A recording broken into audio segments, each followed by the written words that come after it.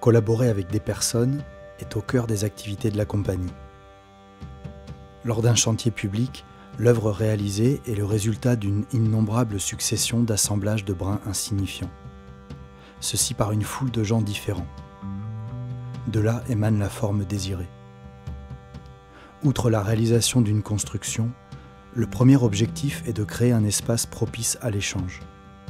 Il s'agit aussi que les participants se surprennent eux-mêmes, qu'ils deviennent les héros d'une nouvelle aventure. Je pense que chaque individu porte en lui sa poésie, que celle-ci ne demande qu'à s'exprimer. Je conçois un chantier de construction comme un espace où doucement, jour après jour, on laisse à la porte les préjugés qui nous empêchent et on vient faire de la poésie.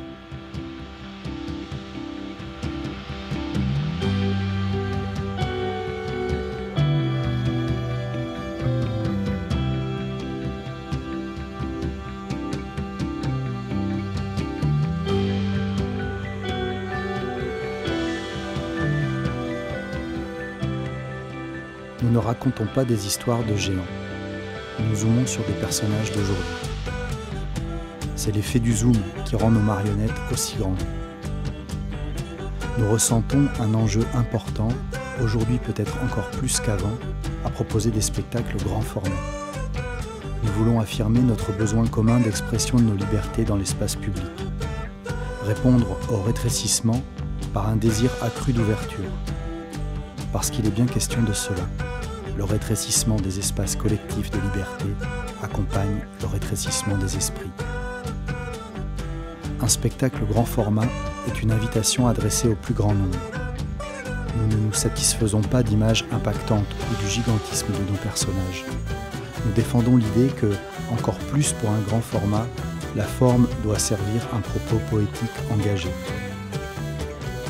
Nous pensons les rues et les places comme un espace de jeu pour lequel nous écrivons, puis avec lequel nous devrons composer ensuite lors de chaque représentation. Tout est écrit, rien n'est figé.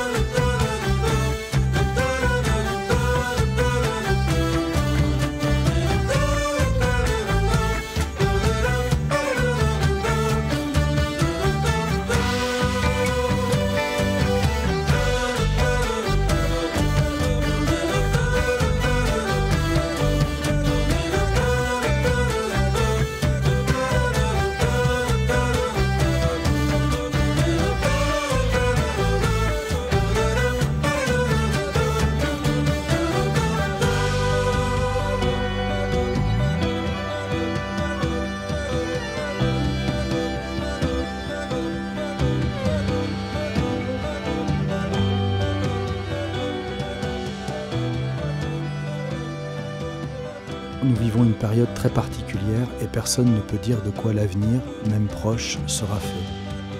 Cela peut sembler être une réflexion un peu simpliste, mais elle m'habite et j'avance avec cette idée. Les événements dans l'espace public constituent un élément fondamental de notre vie en société. De manière différente que dans les salles, ces rassemblements populaires provoquent des étonnements, des interrogations, peuvent perturber nos préjugés et proposer des points de vue originaux sur les sujets qui font société. En outre, ces événements contribuent à nous créer de la mémoire collective positive. L'art et la culture pourraient nous aider à endurer, à comprendre et peut-être à transcender ce moment que nous traversons. Plutôt que cela, le vide laisse une large place à beaucoup de bêtises. Nous avons souhaité remplir cet espace de poésie en partageant à l'échelle de notre ville une expérience artistique qui a évoqué à la fois la difficulté de cette période, mais aussi la puissance de notre socle commun.